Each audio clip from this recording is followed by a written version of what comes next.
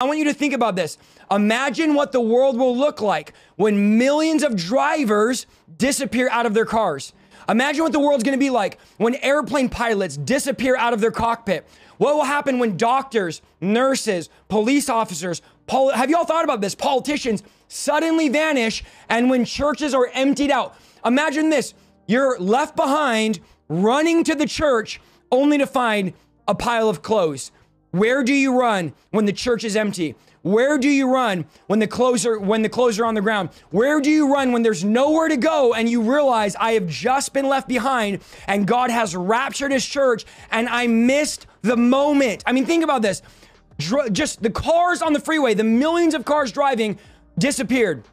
Look at society. What will happen to the financial systems when millions of people are no longer, paying their mortgages, paying their taxes? What about businesses? When 1 million employees disappear, what happens to a business when 1 million employees disappear?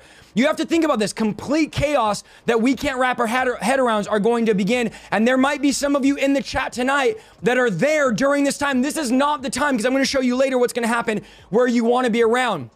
What will happen to a society when all the believers will disappear? The Bible says that we are the salt of the earth. Now, in the first century, salt kept food from spoiling.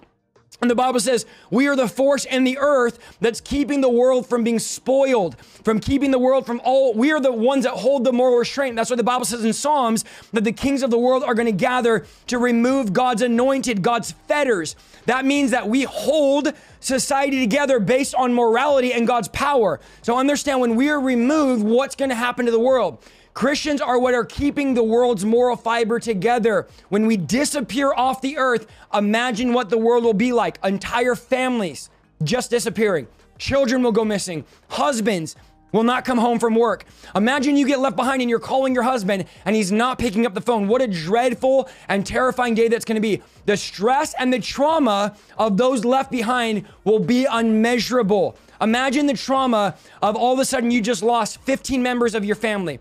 All of a sudden, you just lost your baby. You just lost your kids. You just lost your husband, your wife, and you're stuck. And now all the world's going into global breakdown, global crisis, and there will be a global impact throughout the world. The rapture, think about this, is going to be the biggest news story in media's history.